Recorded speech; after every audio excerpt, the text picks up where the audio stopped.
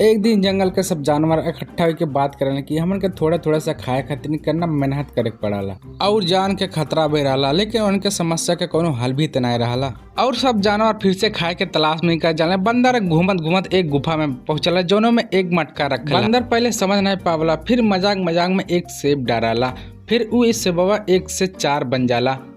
अब बानर पूरा क्या समझला, सोचला कि ऐसे अब हमारी जिंदगी और हमारे दोस्त की जिंदगी अच्छे से कटी। वो हाथी के पीठ पे रख के मटका अपने दोस्त के पास लेके जाला और वो मटका के कमाल बतावला। सब जानवर के जिंदगी अच्छे से कटे लगाला, लेकिन यहाँ शेर और गिदड़ बहुत ज्यादा परेशान आले कि काहे कि कोनो जानवर अपने घर से निकलते जब नहीं रहना। पता चला कि उनके पास जादू मटका, फिर मटका छोड़कर 3 जानवर उनके पास जाला और शेरवा बात ही बात में मटकवा में घुस जाला, जेकरे वजह से मटकवा में से 4 शेर निकले और अपन ताकत दिखावा खातिर आपस में लड़े लगे, जेकरे वजह से जंगल के सब जानवर के जान बच। हरिनगर गांव में ताला चाबी बाप बेटवा के दुकान रहा। बेटवा भी चाबी ताला बनाव के सीख ले रहा। तब एक दुकान पे आदमी आवला, कहला कि हमारे घर के चाबी खुल गई बा, का हमारे घरे चल के ओकर ताला खोल सकला। बाप बेटवा के दुकान पे रोकला और बाप खुद चल जाला ताला चाबी बनावे। और कुछ साल बाद बाप के देहांत हो जाए और वो अकेले दुकान चलावाला। एक दिन हरिया दुकान पे आला और सेम टू सेम चाबी बनावे चक्रे बदले में दुकानदार के 500 रुपया देला। कुछ दिन तक ऐसे ही चलला। हरिया 500 रुपया रोज देला और दुकानदार रोज नया चाबी बना देला। एक दिन गांव के कुछ लोग मुखिया के घरे आने, वो लोग कहने कि हमारे घर में बिना ताला टूटे चोरी हो जाला। मुखिया तुरंत 2 सिपाही के पूरे गांव वालन के ऊपर नजर रखे के कह देला। उन्होंने देखल कि जगह जगह घरे चोरी भइल ओकरे घरे हरिया ही काम करत रहा। सिपाही हरिया के रंगे हाथ चोरी करत पकड़ लेना और हरिया के साथ साथ नकली चाबी बनावे वाले दुकानदार के भी पकड़ के लेके जाना। वैसे तुम्हें चोरी कैल पसंद बा कि नहीं, जरूर कमेंट करके बतावा।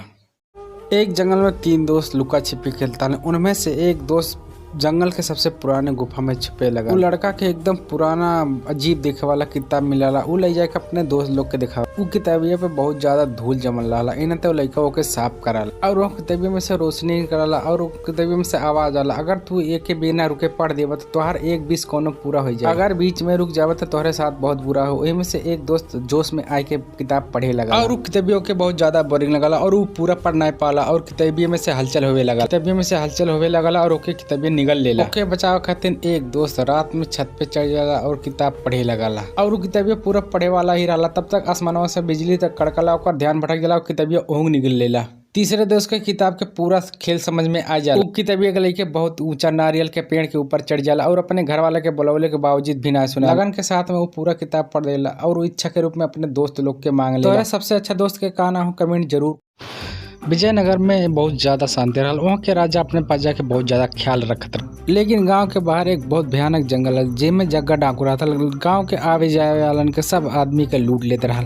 यही नाते गांव के सब आदमी जंगल में आए जाए बंद कर दे रहा और जग्गा डाकू गांव में आए चोरी करत रहा।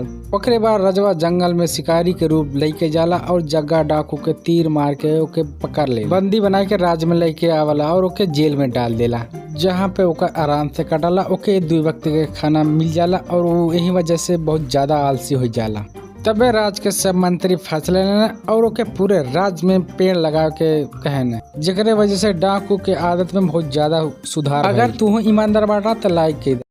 एक किसान अपने खेत के खोदाई करता। खोदाई करत समय ओकर फावड़ा कोनो चीज से टकराला। जब वो माटिया के हटाए के देखला तो ओके बहुत गंदा घड़ा दिखाई देला। वो सोचला कि एके बेच के 100-200 जरूर मिल जाये।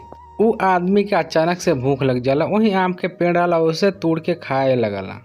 वो अपने मेहरारू खातिर आम ले जाए सोचला, फिर कुछ आम उठाए के घड़ा में रख देला। फिर वो आराम करे खातिर वही सो जाला। जब ओकर आँख खुलेली तो वो हैरान हो जाला, काहे कि 2-4 आम के जगह पे पूरा घड़ा आम से भरल रहला।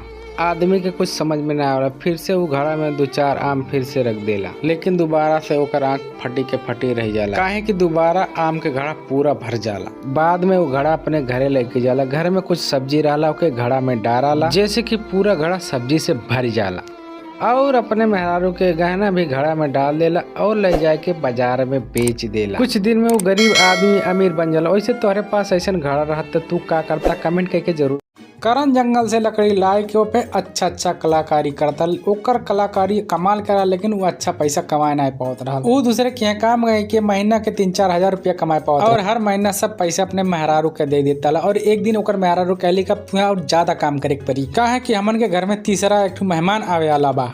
करण समझ जाला ऊ अपने मेहरारू के घर के कौनो काम करे ना देला। कुछ दिन के बाद करण के मेहरारू एक ठी सुंदर लड़की के जन्म देली और घरे पहुंचते करण की लड़की गर्मी की वजह से रोवे लगेली। करण के पास इतना पैसा ना रहा कि ऊ नया पंखा लाई सके, तब जुगाड़ करके एक सेकंड हैंड पंखा लई का वाला लकड़ी सुकर पंखड़ी बनावे लगला, जैसे ओकरे बिटिया के बहुत ज्यादा राहत मिलाला। कुछ दिन के बाद करण के घरे एक कलेक्टर आवाला, ऊ लकड़ी के पंखा देख के बहुत ज्यादा प्रभावित हो। पंखा के साथ साथ करण के परिवार के फोटो खींच के सोशल मीडिया पे अपलोड कर देला, जेकरे वजह से करण के बहुत आदमी मदद करे लगे। वैसे तोहार का ना हो कमेंट जरूर कर।